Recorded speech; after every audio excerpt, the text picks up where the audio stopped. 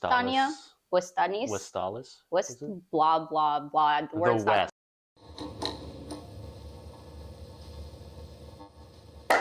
Hey everyone, welcome back to another episode of Mel. If you haven't been here before, I'm Mel, the host of this channel. And you may see a new face, and you may see some familiar faces if you've been a fan of this channel for some time now.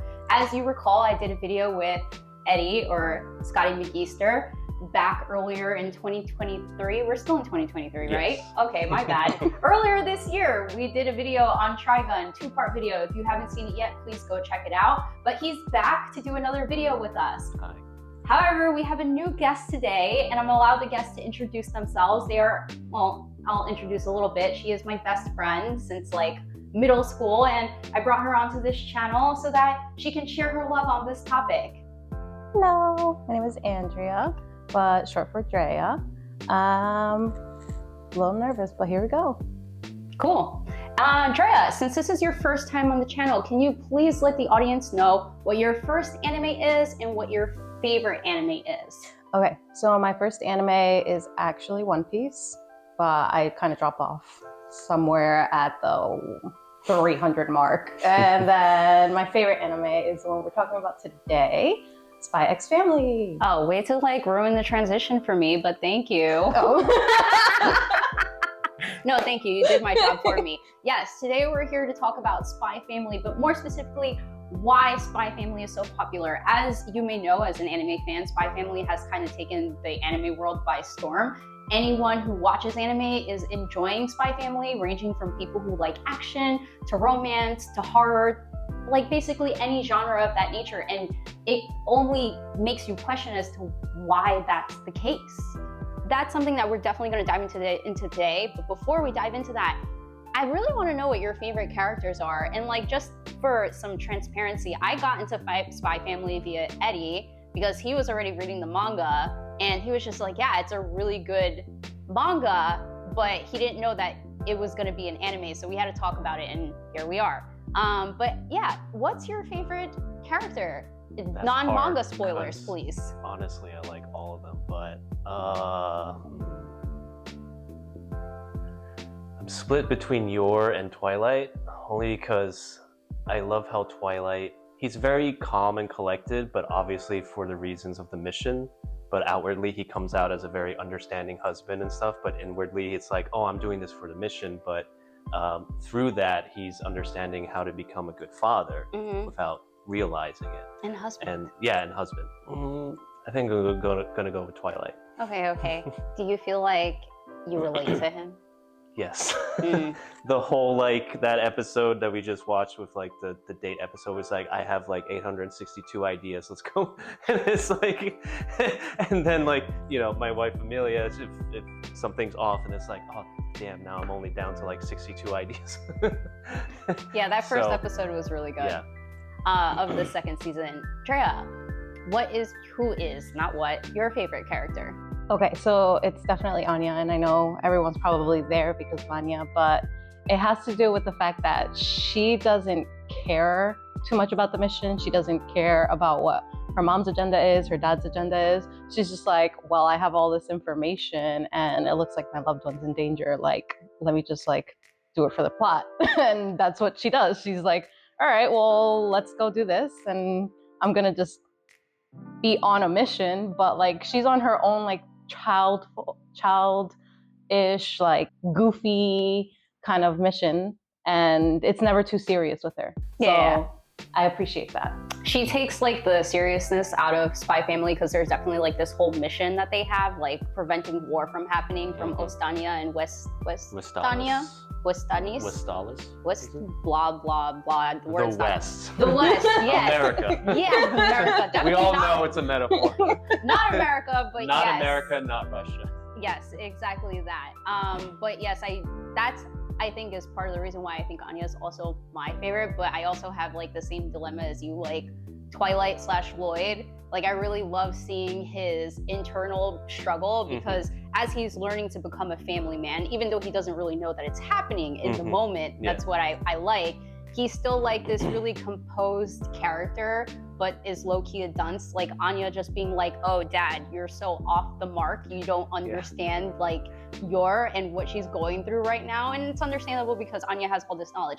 But then again, because Anya is kind of like that, the viewer, like I like Anya because she's like us, the viewer perspective, and we're kind of here for the ride. Like she acts as like the main character. Yes. Yeah.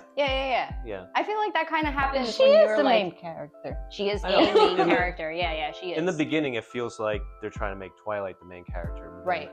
When I was watching the manga, the anime, it became more apparent of like, oh yeah, Anya's the main character because she obviously is the one who knows everything. But the funny thing is that she doesn't have the articulation to really understand the gravity of what's going on, or the power to do anything of what's going on. But I think I'm definitely gonna also veer on the Anya side, just because she kind of helps steer the narrative for us. And I don't know if they do that more so because you're watching the anime and it's kind of fun to enjoy with her. And then also the way that she brings you into like natural disaster during like action intense episodes is really like captivating for me personally. And I think that's why I enjoy Anya so much as a character, and it's my favorite character from Spy Family. But I still love Yor too. Yor deserves some love. I hope we see more of her this season. And I love the dog. Yes. Oh, Bond. A big dog Okay, fan. so first of all, he is the main character. Never mind. We totally forgot about Bond. Bond, we love you. No, like when Melissa and I took a trip to Japan, like that was our mission, to find the damn dog. Like it was impossible because I wanted him alone. Yes. But, the capsule machines. Yeah. We spent a lot of money on that. But yes, no, Bond is also a main character. Let's not forget Bond. But main characters aside, let's dive into why we think Spy Family is so popular. I'm sure we have our own reasons for it, and some of these reasons may be the reasons why we mutually all love Spy Family so much. Drea, since you're not really like a heavy anime viewer, but Spy Family is like something that really has pulled you into the anime world again, what are some reasons that made you come back to anime, I guess, through Spy Family? It captures everyone. It's not that it's for the people that like the fight scenes, like a One Piece. One Piece can be kind of goofy, but also like there's a lot of fight scenes or just solely romance or whatever. It has a little bit of everything. So it's going to capture a lot of people in the process, right? If you like action, you have mom and dad giving that to you. If you like cuteness, if you like adventure, because every episode seems like they're going on some sort of like mini adventure. If you like, I don't know, just like comedy, like Anya is a trip and a half. And the romance, it's like neither parent knows what to do with romance, but they have this like almost analytical way of thinking about love. And it's hilarious, but they're both learning throughout the show how to be romantic. So it's going to capture somebody at any point in time. So for me, like, I'm captivated by the cuteness of it all. Like Anya and that damn dog have me like in a chokehold, and I'll just keep watching because of those two. And obviously like the storyline also feels like it's not as important as the relationships people have in the show. So yeah, sure, they're on a mission and we have to stop this war and it's like X versus Y, but that doesn't really matter because they kind of focus you in on the day-to-day life of the main characters. And that's kind of like, well, you know, mundane life. That's kind of what we're all like living. It's kind of cute to watch. It's relatable, like just you saying mundane life. And like, I know we've had this side conversation about the fact that I really hate stories that are character focused, because that's why I didn't like Cowboy Bebop. I had a really hard time watching it. But this one is kind of like refreshing because they kind of take away from that. Absolutely, like there's a genre for everything. And I think another element of that is that with these genres, they kind of incorporate like old school genres that people are so used to knowing. Like the 000 references we were talking about before we sat down. There's the element of like the whole spy thing. Spies have been something that's been historically present in media for so long. Like if you look at the top 100 gross viewed movies, you'll see like Skyfall on there. You'll see like a couple of James Bond. Mission Impossible, exactly. You'll see a couple of those. In addition to that, like assassins kind of go in hand with like spies. Yeah. Right. And then they take someone with a super ability, telepathy. And I don't know about you, but like, I don't think I'd want telepathy because I don't want to know what people are thinking. But it definitely ranks like within those top 3. Would you? I wouldn't mind it, but I wouldn't want it to all just like flood in. Yeah. I'd have like a panic attack. Yes. But like if I could be like, do they really like me or are they being fishy? Yeah. And like I could tune in and be like, fucking liar. Exactly. So like they give us these characters that are so heavily like used within media overall, and things that people just know so much about just based on how much media exposure we've had on all of these like main characters, like proficiencies or abilities, let's just say that. And I think because of that, like the genre totality thing, it's also like something that's so present that everyone is able to like be like, oh, I know something about this. This is something that I've seen before. I really like this type of like story. What about you, Eddie? So there are 3 things that I think make this so successful. Yes, let's just punch people with 3 things. Let's go. Let's go, Eddie. It's always 3 things. Just bam, bam, bam. One is the aspect of this fake dating between Twilight and Yor. Fake dating, I've noticed, is very popular among rom-coms, especially nowadays.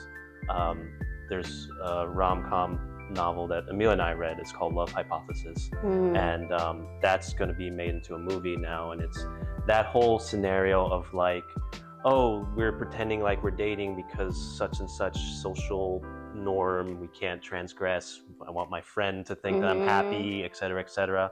I think people are really attracted to that because some of the most like best romances is really just like the tension and the prospect of seeing them finally get together. Yeah. And that build-up is what everyone wants to see and everyone enjoys. Second, I think like there's not many, now correct me if I'm wrong, there's not many anime that or manga that talk about like a Cold War setting. Like there's a lot about like assassins and like, you know, there might be a spy here and there, but this is a very specific like Cold War, East and West, and I feel like that's kind of unique. Yeah. And then also, my other point was that it's not very lewd. It's not lewd at all. I mean, there's nothing really like... Household. It's not like fan service. Okay. You know what I mean? Like people falling down on someone's boobs accidentally. Yeah. Like, oh, look at yours. There's nothing like... in a sense of like, look at yours, like but yeah, it's very PG, which I feel like appeals to like a greater audience that way, like kids, adults, and then you're actually able to watch with your family if you're an adult that likes watching anime and wants to introduce it to their kids. Exactly. Yeah. And I mean, the only character that I feel weird about is Yor's brother. Oh yes. Yes. That the cis complex like that they have in anime, like it's a trope. Yeah. That is very present in anime that have brothers and sisters that are really close. It bugs me a lot. Yeah. Yeah. So like when I was reading, because I was reading it first before I saw the anime, and I was like, it's kind of weird. Okay. As long as we don't like step over a line. Like obviously they didn't, you know, they grew up without parents, and so he has a complex where like she was the older sister, blah blah blah. So okay, I understand that, but like there's actual studies. So like say that there might be some incest when there's some turmoil with brothers and sisters. So that explains a lot. I'm sure that, that's what I was thinking. I was like, okay, so we can explore this, but let's not, let's not go too much. Let's not leave go it deep. Yeah. If you like watch a lot of other anime, this is something that's really present. Like there's brother complexes and cis complexes, and they call it like a cis con or something like that. Like they abbreviate it. It's an actual trope that is used way more than I'm comfortable with. Basically, that's the only uncomfortable part about that. Thankfully, they don't give us too much of that. They give it to us in like small doses, which I appreciate. But to continue on your points. Yeah, no, I was also going to add, like, when I first said, like, there's nothing lewd, because I haven't caught up exactly, so I'm like, I hope there's nothing else that shows up that's, like, you know, gratuitous fan service with, like, I feel like you know more than us, so... Okay. You know more than us. Yeah, but in the like anime, there hasn't been anything so far. Yeah, which I feel like is very refreshing and, you know, again, appeals to people who don't normally watch anime, because it's not weird like that. Another thing that I really like and I feel like makes it really popular is that you've got a wide range of characters that are really unique. Like you've got Lloyd, we've talked about how composed he is, but the fact that he's like really inept at understanding women and children, which is crucial to his mission. So he does everything that he can to make sure his mission's successful, but he's kind of like a dunce a little bit when it comes to like Yor and Anya. But he's very analytical, right? Yes. So you can't like, there's Anya that I feel like has those components of like emotion, right? She's under everyone's head. She'll see the exterior, but then she'll get the real thoughts, right? Then we have Mom. She's just like, well, also pretty analytical herself. And so is... Well, wait, can we please talk about Mom real quick, Yor? Because she's literally good at almost nothing except for assassinating. Yeah, so that's why I love her so much. It's like, Yor really can't do anything but kill people. And I'm just like, and you see how much she struggles. She's like talking about in the first episode of season 2, she's like, I've never been on a date before. All my coworkers talk about dates, but I've never been on this date before. What is this date? How do you go on a date? And also like generally like socially unaware, like Yeah. when they were joking about putting a booger in someone's drink. I forgot something like that. Yeah. She's like, does it taste better? Yeah. She's just like she's so like, she has a hard time with like the human aspects of things, and it really like adds to the fact that she's like an assassin. But I feel like assassins sometimes are really sociable because they have to get themselves into environments in order to kind of like sneak in. But she doesn't have those qualities. No. She's just like, oh, we don't kill people, let's kill some other right? And then you've got Anya. Like, I don't know about you, but if I was a telepath, like I would be getting straight A's all the time. But like Anya does not do well in school. And it's just like, wow, they made a telepath that's really bad at school. How did that happen, you know? So like they gave us like these characters that are known to be like really intelligent and proficient in what they do, but they have like these big gaps and flaws in this family life and what they're trying to create. They just fail miserably. And I think that's what adds to the humor, but gives them some uniqueness. And then the side characters. Yes. But I think, going back to like the main 3 characters, I feel like maybe they're trying to push the envelope with actual social normative roles, right? So Mom, like generally speaking, cooks, cleans, maintains a home. She can't do any of that. Yep. Yeah. Like, I think for men, like they're kind of doing away with that like masculine toxicity where he actually cares. He cooks, he cleans, he takes care of the kids. He doesn't like there are moments where he yells, but for the most part, when people expect like, oh, he's gonna like get really mad, he's like really calm and composed. He's like, oh, she does her own thing, I do this. You know, he doesn't make a scene about it. That was like Anya's whole concern in season 1 was like, oh my God, Dad's gonna be so mad. Yeah, exactly. You know, like you said, how it's like a setup of a typical family, because you know this is like a Cold War era, so it's kind of like a 50s vibe. I mean, it's unclear exactly if there's a specific time period, but it's obviously modeled after the classic like 50s era like spy movies and stuff like that. So it's like, oh, the nuclear family, you have like a heteronormative family with a dog, blah blah blah. And so and so this obviously like turns the tables on that. Like, you know, wife doesn't always cook or know how to do that. And the husband is comfortable just knowing how to do things that a woman is said to do. Yeah, I feel like it adds to the uniqueness of their character mold. It really helps, like you said, push that envelope, and it gives us like a new way of looking at family. And I feel like for someone like me who comes from like a divorced family, it's really nice to see like if the concept of a blended family come together. You know, we've seen shows try to bring the concept of blended family more so lately. In our generation, like Modern Family is an example of this whole blended family concept. A bunch of people who kind of like come together and make a family out of people who met each other later in life and who already had a kid or got divorced, yada yada. But yeah, I think they do a really unique way of telling that story, but you know, with spies and assassins and a telepath. And also how the family came together. It was like out of sole necessity. So it's it's not like, oh, it's love, but like you're seeing. I low-key feel like Yor forgets sometimes how she got into that. No, because the way that she acts, I'm like, does Yor like not realize that they're in it because of Anya, because they had to get her into the school? Because I feel like she forgets sometimes. But I think the main reason is because she's always thinking about like, oh, well, this is my cover as an assassin, so she kind of forgot about everything else. Adding on to that about you know, how the family is portrayed, I remember watching a video about like how the depiction of the family and like just media in general, like TV, movies, whatever. You know, in the 50s, you had stuff like Leave It to Beaver, where like everyone's happy, everyone's together. And then like going into the 80s, you had like Married with Children, where it's like, oh, this is what the family is really like they hate each other, blah, blah, blah. And then like throughout the 90s, like things get more like nihilistic, like with like Seinfeld and Arrested Development later on, where it's like people just make these mistakes and there's no answer. It's just like, we suck, there's no moral.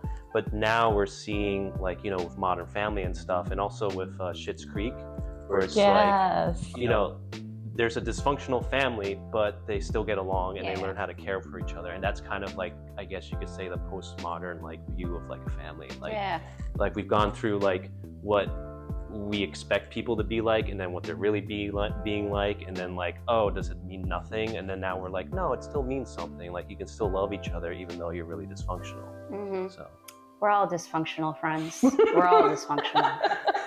So one of my favorite aspects of Spy Family is the humor, but like not just the humor, because there's a lot of humorous shows out there, but like how outrageous and extra they make it. Like they make the humor so like, oh, this is that, but this is the polar opposite, and they just take us from the North Pole to the South Pole very quickly sometimes. Like that's the best way I can describe the humor. Yeah, I especially love, like for me, the most humorous parts are from Anya. Like her expressions, like when I read the manga, like right away her expressions killed me. Yes. Like it was just so exaggerated, but also like you could feel that. You're like, oh my god, like this person didn't like that, and then just her like shock and awe, and just like trying to, and also her like grin, her like smile. Yes, like, her grin. It's like mischievous grin, like. Yeah, she does. They do the facial expressions like so well that you could like feel it yourself. You know what I mean? It almost makes you want to mimic it. Yeah, like, exactly. And that's what I love so much about Anya's character again, but the humorous aspects of her, and then also because she has the telepathy, it adds more to the humor because she's able to read people's thoughts, more specifically the thoughts of other side characters that also add in like a nice element. Yeah, it's like when she thinks about something and she reacts to it, and people are like, "What are you laughing?" Yes. When my husband introduced me to this anime, he said, "There's a girl in this anime that makes all of the faces you make." Because, you know, everyone, you know, the version of me that Melissa sees, the version that you see, and the version that my husband sees are all different. So with my husband, I have like these very extreme, like, or like I have just like expressions. He's like, "You're gonna love this." She has all of these like exaggerated expressions, just like the way you do. And I'm like, let's see. And the grin when she's up to no good, that's the one I need my face to do one day like that. And I feel like she was having like a tit for tat with one of the side characters, Fiona, Nightfall. Nightfall was like a nice introduction to me because I feel like any anime that has like an element of romance in it needs like a secondary love interest or like a, you know, like love triangle. Yeah. And they introduced Fiona, aka Nightfall, who is a Tsundere. For those of you who don't know what a Tsundere is, it's someone who's basically like very hot and cold. They portray themselves as a very cold, aloof character, but on the inside, they're actually really warm and gushy and have like these intense feelings. And they took the concept of Tsundere and they made it like so much more polar. Like the way that she's reacting in her mind to her love for Twilight, I was not expecting that. I like paused the whole thing. I dropped to the floor laughing. I pushed it back, watched it again, and I ran out the room telling Harrison, yo, this character is crazy. This bitch is crazy. But like that added to the element too. And I was like, we needed a character like this. Like Yor needed like someone to battle against, like tat for tat. Like what was it, the tennis thing? Yes. Yeah, when they were playing, arc, when they were playing against each other in tennis, I was like, yes, Yor is gonna school the out of this you Nightfall. But like I also love you Nightfall because you're just so cold on the inside and so mushy on the inside. I also like how it played, like her reasoning for being so hot and cold polarized plays into the plot, because it's like she's a spy and then there's a scene where she's like, oh, I'm gonna learn to be stone cold, like just poker face all the time, which makes sense for a spy. So it doesn't feel like it's out of place or anything. It makes sense as to how she's so polarized. Yeah, but they really polarize the shit out of it though. It's like, I guess when you suppress feelings so much, you just suppress the shit out of them. Like you suffocate them, that it just like emotionally constipated. Yes, that's what she is. That's what she is. She is essentially emotionally constipated, and it comes off so well that I'm just like, I like you for like a little spiciness in the show every once in a while, right? But I think what makes her hilarious is like the little peek throughs that we get with all the little like heart eyes, and where she's just like plotting the separation of this whole family. I'm like, what are you doing? Yes. What are you doing? Yes, she's like, I should be his wife. He needs someone competent to do this. She's not competent at all, and I'm going to show him that it should be me. Yeah, so the headmaster is also like another amusing, exaggerated persona who's like so obsessed with elegance, and it's so like happy when he sees someone like do something that he deems elegant. And like you said, Harrison that was the part that he loved, like The most, that he realized that like, oh, I'm really into this now. That was me too. After like the whole elegance episode, also because that was like the first like instance of seeing what they could look like as a family if they all knew each other's secrets. You know, it was like, okay guys, let's stop the bullshit. All this cooperation right here went like kind of well for you not knowing what's going on and all the madness that's been happening. But like, if you all knew your secrets, each other's secrets, imagine how great things would be. You know, that was like the first instance. Maybe, Yeah. I don't know. But I think like how great things would be with them as a family, knowing each other's secrets. Mr. Elegant guy, I don't know his name, I'm so sorry. But, and then him also being like, not so elegant. Yeah. This is not elegant at all. And I'm like, I wonder if I should take this verbiage to work. Not so elegant. Just type it in your email. Yes, I'm like, it'd be That like, wasn't a very elegant response. yes, per my last email, not so elegant, sincerely, or elegantly. Warm regards. Anya's classmate, Damien, he also plays an integral role in the likability of the show. He's very relatable because of, I want to say, like the daddy issues that he has. Daddy issue. I think we can probably, everybody can raise their hand to the daddy issue, right? A little bit. But like, yeah. he's such a people pleaser, but then there's this like goofy girl that comes along and messes his whole plan to impress his father. Literally punches the shit And out his of him. friends too. There's also this kind of trope of like the bully who kind of has a warm heart. I feel like that's becoming more common. I mean, when I first read it, I was like, oh, this reminds me of like Steve Harrington from Stranger Things, where like it's first introduced, this character's introduced as like a total asshole, and you're like, oh, so this is the antagonist, but then like they start evolving and they're like, actually, they're a nice person inside, they want to be a nice person, but because of this whatever background they have, they're like fighting, like struggling internally with that.